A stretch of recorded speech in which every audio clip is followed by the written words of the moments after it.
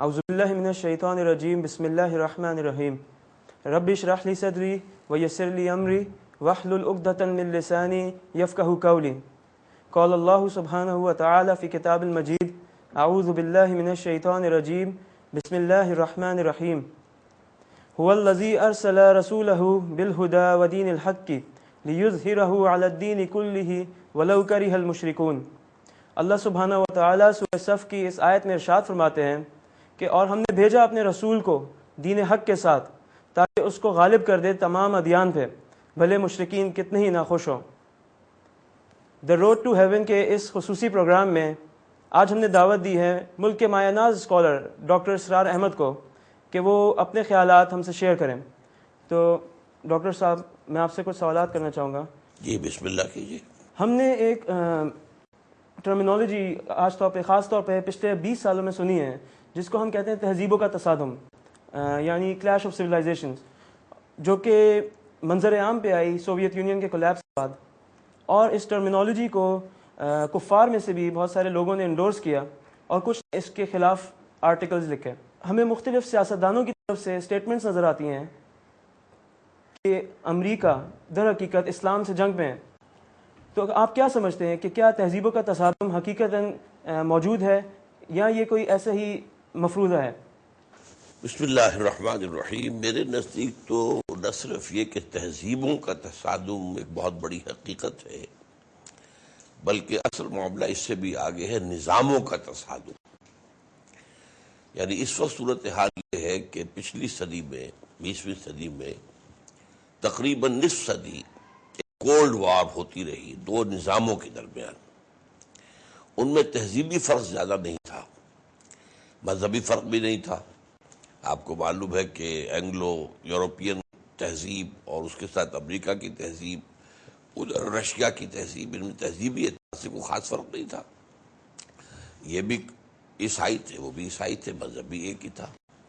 نظاموں کا تصادم تھا کہ ایک طرف کمیونزم تھا اور دوسری طرف سرمایہ دارانہ نظام تھا۔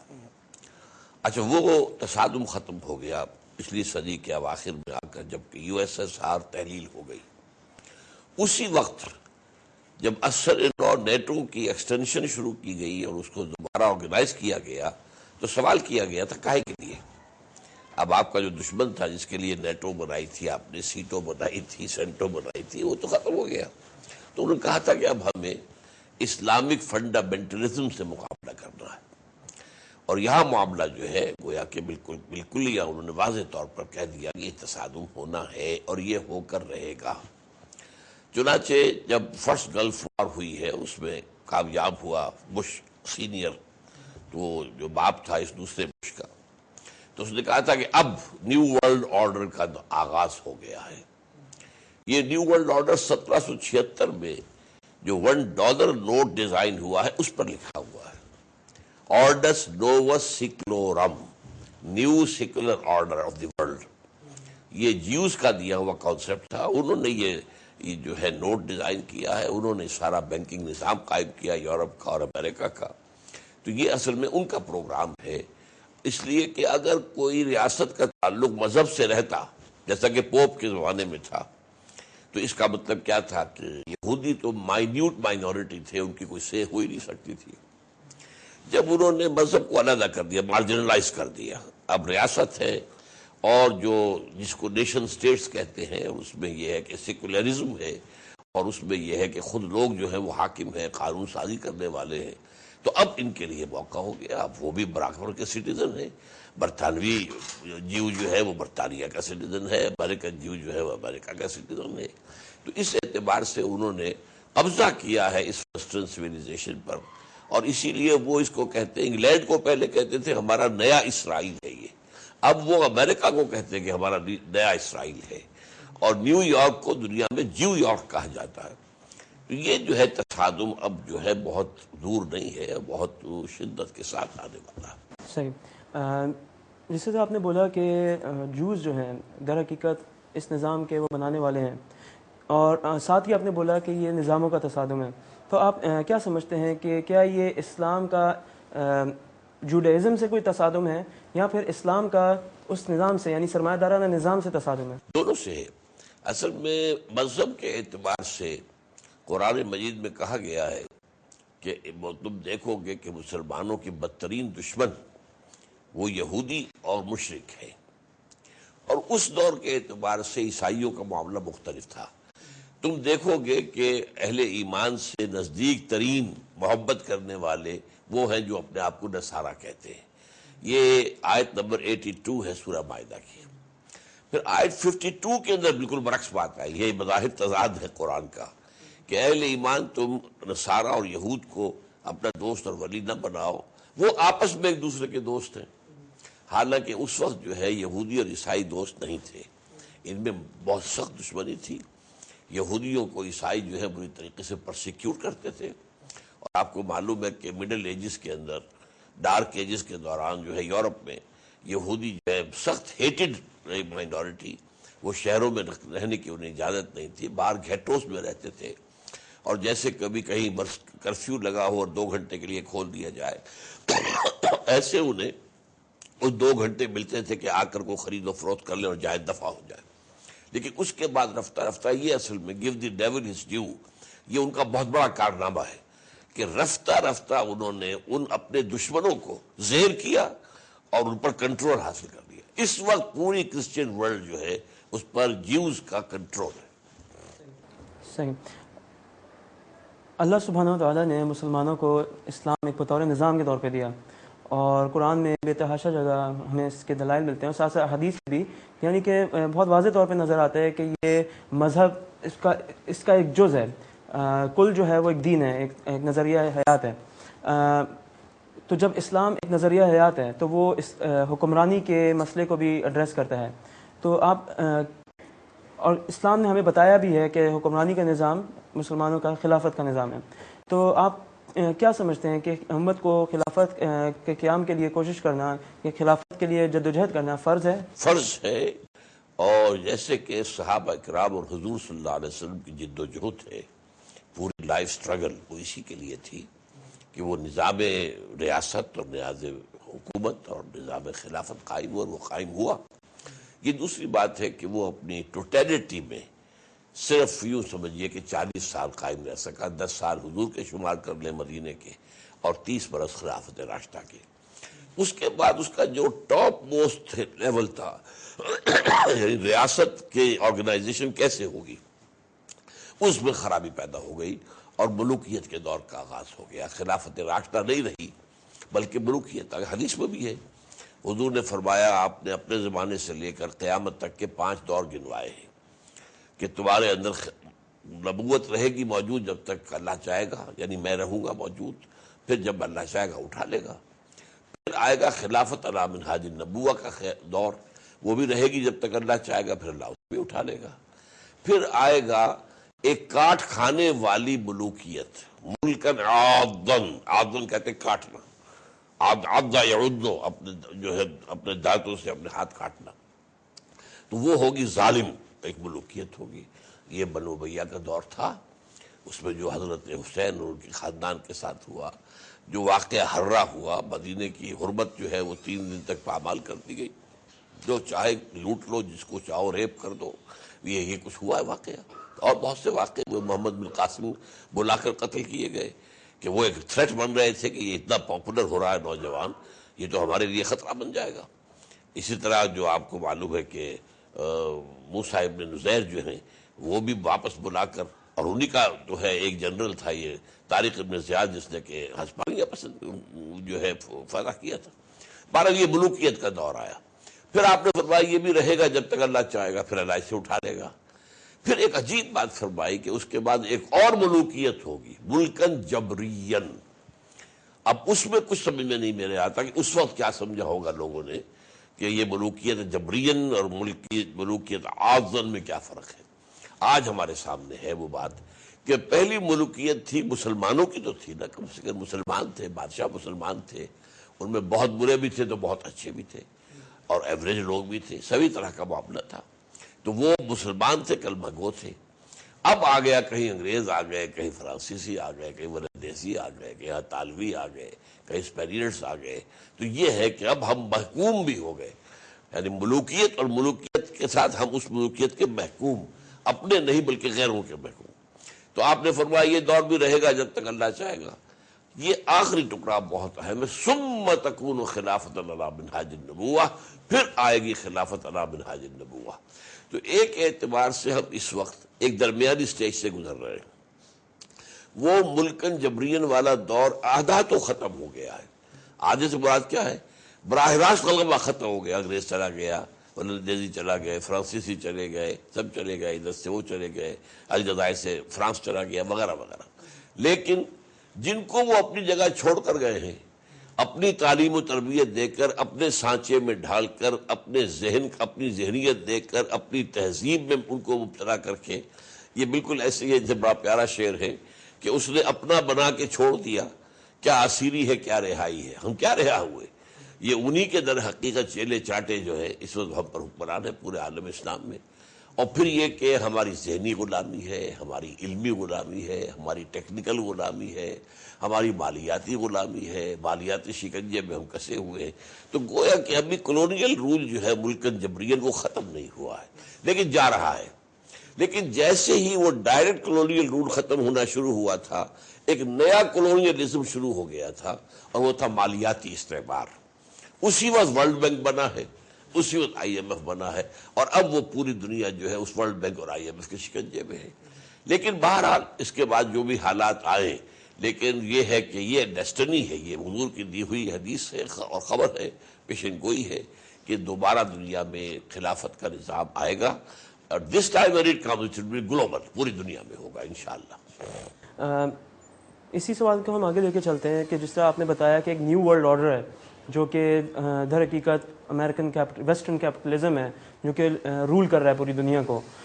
ہم دیکھتے ہیں کہ اس کا نظام حکومت وہ جو امریکہ جس کی دعوت کرتا ہے پوری دنیا میں، اور جس کی وجہ سے وہ ابراہم لنکن ٹینکس لے کے گیا عراق میں، اس نے ڈیزی کٹر بامز جو ہیں وہ افغانستان میں گرائے، اور جس کے لیے وہ بے چین ہوا گھومتا ہے پوری دنیا میں، وہ ایک ہی نعرہ ہے جس کو وہ جمہوریت کہتا ہے. تو آپ کیا سمجھتے ہیں کہ کیا اسلام اور جمہوریت آپس میں مل سکتے ہیں یا یہ دو متصادم فکر ہیں؟ اصل میں آپ نے جو اپنی بات شروع کی تھی اس سے میں سمجھا آپ کچھ اور کہنا چاہتے ہیں. آپ نے سوال کا رخ موڑ دیا ہے. پہلے میں اس سوال کا جواب دے دیتا ہوں. ایسنشلی سپیکنگ جمہوریت اور اسلام ایک دوسرے کی ضد ہے. اس لیے کہ جمہوریت جو اصل جمہوریت ہے وہ کیا ہے؟ ساورنٹی آف دی پیپل کی بنیاد پر وہ نظام قائم ہوتا ہے. یہ کفر ہے کیونکہ اسلام میں تو ساورنٹی بلانگس ٹو اللہ. سروری زیبا فقط اس ذات بے ہمتا کو ہے، حکمراں ہے ایک وہی باقی بتانے آزری. البتہ ایک اور بات ہے کہ اگر کسی ملک میں ساورنٹی اللہ کی مان لی جائے اور قرآن و سنت کی بالادستی مان لی جائے، اور یہ مان لیا جائے کہ یہاں کوئی لیجسلیشن جو ہے وہ قرآن و سنت کے ریپگننٹ نہیں ہو سکتی، اس کے نیچے نیچے امرہم شورا بینہم میں جمہوریت کی اقدار لے آئی جائیں تو اس میں کوئی حرج نہیں ہے. اس لیے ظاہر بات ہے نیچے کوئی نہ کوئی نظام حکومت بنانا ہے، کوئی انتظامی ڈھانچہ بنانا ہے. اس کے اندر جو ہے بہرحال انسانوں نے جو ترقی کی ہے، اس سے ایولیوشن، آج یہ بجلی جل رہی ہے یہ ہماری تو ایجاد کرتا نہیں ہے، ہم یوز کر رہے ہیں. اور جو بھی ہوائی جہاز کس نے بنایا انہوں نے بنایا، ہم استعمال کرتے ہیں. اسی طرح اسٹیٹ کرافٹ ہے، ایک ایئر کرافٹ ہے، ایک اسپیس کرافٹ ہے، ایک اسٹیٹ کرافٹ ہے. تو اسٹیٹ کرافٹ کو بنانے میں ویسٹ نے جس قدر محنتیں کی ہے، جس طرح اس کے انسٹیٹیوشنز ڈیولپ کیے ہیں، چونکہ ہمارے ہاں خلافت راشدہ میں بھی اصول تھے، انسٹیٹیوشنز نہیں تھے. مثال کے طور پر حضرت ابو بکر بھی پہلے خطبے میں یہ کہتے ہیں کہ اگر میں سیدھا چلوں گا تو تم پر میری اطاعت فرض ہے، میں ٹیڑھا ہونے لگوں تو سیدھا کرنا فرض ہے. اب سوال یہ سیدھا کیسے کرتے ہیں آپ کو؟ کہاں کوئی میکینزم ہے ہی نہیں. کس کے پاس جا کے شکایت کریں گے؟ کوئی ہے ہی نہیں ادارہ. اکاؤنٹیبلٹی ہے ہی نہیں وہاں. خلافت راشدہ میں کہاں تھی؟ خاص طور پہ حضرت ابو بکر کے دور میں کہاں تھی؟ کوئی بھی نہیں تھی. لیکن آج جو ہے امریکہ میں آپ کو معلوم ہے کہ آپ نے وہاں پر ادارہ بنایا ہوا امپیچمنٹ ہے، اور امپیچمنٹ کی خبر سنتے ہی نکسن بھاگ گیا تھا. اس قدر زبردست وہ ادارہ، یہ تو بہت زیادہ بے شرم اور بے حیا تھا کلنٹن جو اس کے لیے تیار رہا، کھڑا رہا، لیکن نکسن تو بھاگ گیا تھا. تو یہ انسٹیٹیوشنز جو ڈیولپ ہوئے ہیں یہ حرام نہیں ہے. یہ جو ایجادات ہیں یہ حرام نہیں ہے، ان کا استعمال حرام ہو سکتا. اب آپ ٹی وی کا استعمال کر رہے ہیں تو یہ کچھ شے خراب نہیں ہے، اس کا غلط استعمال بھی ہو سکتا ہے، آپ اس سے بے حیائی پھیلا سکتے ہیں، الحاد پھیلا سکتے ہیں، کفر پھیلا سکتے ہیں، وہ اس کا استعمال ہوگا۔ لیکن جہاں تک اسینشلی جمہوریت کا تعلق ہے وہ کفر ہے، اس لیے کہ اس کی بنیاد کیا ہے؟ انسانی حاکمیت، عوامی حاکمیت، جبکہ اسلام کا نظام ہے اللہ کی حاکمیت اور اس کے نیچے کتاب و سنت کی بالادستی۔ جب ہم کہتے ہیں کہ اسلام ایک مکمل ضابطہ حیات ہے اور اللہ سبحانہ و تعالیٰ نے اس کو مکمل دین کے طور پہ لوگوں تک بھیجا ہے، اور ساتھ ساتھ اس بات کو رکھتے ہوئے ہم یہ بھی جانتے ہیں کہ جب ہم شرع کے اور فقہ کے اصول دیکھتے ہیں تو اشیاء کے بارے میں اور اعمال کے بارے میں اصول مختلف نظر آتے ہیں۔ اشیاء کے بارے میں جب ہم دیکھتے ہیں تو اصول ہمیں یہ نظر آتا ہے کہ عموماً ہر اشیاء حلال ہے سوائے اس کے کہ جس کے لیے حرمت کی دلیل موجود ہو، اور جہاں تک اعمال کا تعلق ہے تو ہر عمل عمومی طور پہ حرام ہے سوائے اس کے کہ جس کے لیے حلال کی دلیل موجود ہو۔ اس کے لیے کیا دلیل ہے آپ کے پاس؟ آپ نے جو فرق کیا جو اعمال کے حوالے سے ہے کہ جب رسول اللہ صلی اللہ علیہ وسلم کی حدیث ہے کہ ہر عمل رد ہے جو ہم میں سے نہیں ہے، تو جب عمل کی بات آتی ہے تو اس کے لیے شرع سے یہ تو اصل میں ایسا ہے کہ کوئی نئی رسم ایجاد کر لینا، کوئی نئی بدعت ایجاد کر لینا، لیکن یہ ہے کہ اعمال کے اندر ہی آپ کا، اب یہ بھی تو عمل ہے کہ آپ سفر کر رہے ہیں، آپ ٹرین پر سفر کر رہے ہیں، آپ ہوائی جہاز پر سفر کر رہے ہیں، تو یہ کیا حرام ہوگا؟ کیوں؟ یہ بھی عمل ہے، تو اس لیے وہ جو آپ نے اصول بیان کیا ہے کہ وہ پوری طریقے سے کور نہیں کرتا ہے۔ اصل اصول وہی ہے کہ جس شے کی حرمت ثابت نہ وہ حلال ہے، جس کو حلال کیا مباح کہتے ہیں وہ مباح ہے۔ کہ کیا ہم جمہوریت کو اعمال کے زمرے میں رکھیں گے، یعنی کہ سائنسز میں رکھیں گے یا ایک سسٹم میں رکھیں گے؟ دیکھیں نا، سسٹم کا جو اس کے اندر حرام شے ہے وہ میں نے آپ کو بتا دی۔ ساورنٹی، ہیومن ساورنٹی حرام ہے، چاہے وہ ایک شخص کی وہ فرعون ہے یا نمرود ہے، حرام ہے۔ اب وہی جو ساورنٹی، ہیومن ساورنٹی ٹنوں کی مقدار میں فرعون کے سر پر رکھی تھی، آج کی جمہوریت میں کیا کیا گیا ہے؟ وہ تولا تولا سب کو بانٹ دو، تو وہ تو انسانی حاکمیت، نجاست تو وہی نجاست رہے گی۔ یعنی کہ جس جمہوریت کا امریکہ علم بردار بنا ہوا ہے اس وقت دنیا میں، وہ در حقیقت کفر کی ترویج ہے اور کفر کی پروپیگیشن ہے پوری دنیا میں۔ بالکل ہے، لیکن یہ کہ اس میں یہ کہ آپ امرہم شورا بینہم، اس کا نظام آپ کیا بنائیں گے؟ امرہم شورا بینہم، اب ایک وقت وہ تھا جب کہ جو نظام تھا بنیادی طور پر ٹرائبل تھا۔ اب ٹرائبل میں ایک ایک آدمی سے ووٹ لینا بے معنی بات ہے، اس لیے کہ وہ ایک سسٹم ہے، ٹرائبل سسٹم ہے، ٹرائبل ایک ٹرائب کے لوگ جو ہیں وہ تو لازماً اپنے سردار کی بات مانیں گے، تو ایلڈرز آف دی کلینز بیٹھ جائیں، ٹرائبل چیفز بیٹھ جائیں، مشورہ کرنے میں مشورہ ہو گیا۔ تو جو پرنسپل ہے وہ صرف یہ کہ امرہم شورا بین، امر اللہ کے اندر تو آپ تبدیلی نہیں کر سکتے، وہ تو جو آ گیا وہ آپ کو اس کی تنفیذ کرنی ہے۔ یعنی کہ اللہ سبحانہ و تعالیٰ اس آیت میں کیٹیگوریکل حکم دے رہے ہیں کہ جو جہاد ہے اور ریاستی سطح پہ جہاد ہے وہ کسی بھی حالت میں منقطع نہیں ہو سکتا، اور ہم جانتے ہیں کہ جب عمر ابن الخطاب رضی اللہ تعالیٰ عنہ نے حضرت ابو عبادہ کو جنرل بنایا اور انہوں نے ایک ہفتے کے لیے جو اطمینان کیا، تو عمر ابن الخطاب نے خط لکھا ابو عبادہ رضی اللہ تعالیٰ کو، اور اس خط میں یہ آیت لکھی تاکہ ان کو یاد دلایا جائے کہ وہ جب خالد بن ولید کو ریپلیس کیا تھا تو انہوں نے ایک ہفتے کے لیے جو ہے وہ کہہ لیں کہ بریک لیا تھا، یا کہہ لیں کہ ریسٹ کرنے کے لیے جو لیا تھا، اور ابو عبادہ رضی اللہ تعالیٰ نے۔ ابو عبادہ نہیں تھے، ابو عبیدہ تھے۔ جزاک اللہ خیر۔ تو امین هذه الامہ ابو عبیدہ رضی اللہ تعالیٰ، ابو عبیدہ رضی اللہ تعالیٰ عنہ۔ تو سوال میرا یہ ہے کہ یہ کچھ احکامات ہیں جو کہ قطعی ہیں، یعنی کہ ان کے بارے میں لوگوں سے رائے نہیں لی جاتی۔ یہ آپ غلط کہہ رہے ہیں، یہ اسٹریٹجی بھی ہوتی ہے، کسی وقت پیچھے بھی ہٹنا ہوتا ہے۔ ایک وقت میں ہم نے ایک شہر فتح کیا ہوا چھوڑا ہے، اور جو ان سے لیا تھا جو جزیہ وہ واپس کیا ہے، حالانکہ پیچھے اٹھنا جو ہے سورہ انفال کی آیت آپ لے کر آ جائیں گے تو اس کا مطلب یہ تو کفر کے برابر ہے۔ غزوہ موتا کے اندر واپس آئے ہیں، جان بچا کر آئے ہیں۔ سوال میرا شاید صحیح سے گیا نہیں، میں دوبارہ سے کوٹ کرتا ہوں، یعنی کہ جو موجودہ پارلیمانی نظام ہے اس میں جو قطعی احکامات بھی ہیں، مثال کے طور پر حجاب ہے، مثال کے طور پر جہاد ہے ریاستی سطح پہ، مثال کے طور پہ جہاد آپ بار بار کہتے ہیں ریاستی سطح پر، جہاد تو انڈیویجول بھی ہے۔ اگر آپ کی ریاست اسلامی نہیں ہے تو آپ کو خود جہاد کر کے اس ریاست کو اسلامی بنانا۔ ہاں، لیکن موجودہ پارلیمانی نظام میں ہم دیکھتے ہیں کہ گنجائش ہے اور نظر بھی آتا ہے بہت واضح طور پہ کہ ان ایشوز پہ بھی جو قطعی ثبوت ہے اور قطعی دلالہ بھی ہیں ان کے بارے میں بھی قانون سازی ہو رہی ہوتی ہے، تو اس بارے میں آپ پھر دیکھیں نا، وہ تو وہی بات ہے، جب اصول یہ ہوگا کہ ساورنٹی ہمارے پاس ہے، ہم قانون بنا سکتے ہیں، تو وہ تو کفر ہے. لیکن جو قانون اللہ اور اس کے رسول کی طرف سے بن چکا ہے اس میں آپ تبدیلی نہیں کر سکتے. ہاں یہ ضرور ہو سکتا ہے کسی وقت مصلحتاً اس میں وقفہ ڈال دیں. اگر قطع ید کی سزا جو ہے حضرت عمر رضی اللہ تعالیٰ عنہ نے معطل کی ہے تو کیوں کی ہے؟ کہ وقت کے ایک تقاضے کو دیکھ کر آپ نے کیا ہے. اگر حضرت ابو عبیدہ نے کوئی میرے علم میں یہ واقعہ نہیں ہے جو آپ نے بیان کیا، اگر کوئی کیا ہے تو کوئی مصلحت ان کے سامنے ہوگی. حالانکہ ان کی شان میں خود حضور کے الفاظ امین و حاضر الامہ، اور حضرت عمر نے یہی کہا تھا ابو عبیدہ اگر زندہ ہوتے تو میں انہیں نامزد کر جاتا. اس درجے انہیں اعتماد تھا جیسے کہ حضرت عمر کو حضرت ابو بکر نے نامزد کیا. لیکن جس وقت وہ بھی انتقال ہو چکا تھا، اب میں کسی کے بارے میں طے نہیں کر پا رہا. تو اس اعتبار سے ان دونوں کو گڑبڑ نہ کیجیے. ایک وہ ہے کہ جو شریعت کے منافی قانون سازی ہو رہی. اچھا اب ایک یہ ہے کہ جناب یہ طے کیجیے کہ will you keep to the right اور ٹو دی لیفٹ. اب قرآن میں تو کہیں ذکر نہیں ہے. تو پھر وہی بات ہو گئی نا کہ جو چیز اس کے بارے میں کوئی حکم نہیں ہے اس کے بارے میں ہم مباح ہے. کچھ جماعتیں ہیں جیسا کہ حزب تحریر ہے اور وہ یہ کہتی ہے کہ جمہوریت کا نظام کفر کا نظام ہے، تو اس کے بارے میں آپ کا کیا خیال ہے؟ میں تو آپ سے خیال بار بار ظاہر کیا ہے، جمہوریت جو کہ ویسٹ کی جمہوریت ہے، جو اصل جمہوریت ہے وہ کفر ہے، اس میں کوئی شک ہی نہیں ہے. اس لیے کہ اس کی بنیاد ہے عوامی حاکمیت. ہمارے نزدیک عوامی یا خواصی کوئی بھی انسانی حاکمیت کفر ہے، حاکمیت اللہ کی ہے. دیکھیے ایکسکیوز سمجھیے خلافت کا نظام کیا ہے ایسنشلی. وہ آج سے یوں سمجھیے کہ 100 سال پہلے ہندوستان میں کیا نظام تھا. ہمارا بادشاہ یا ملکہ لندن میں، دلی میں کون تھا؟ وائس رائے. اچھا اب ان کا کیا آپس میں ریلیشن شپ تھا؟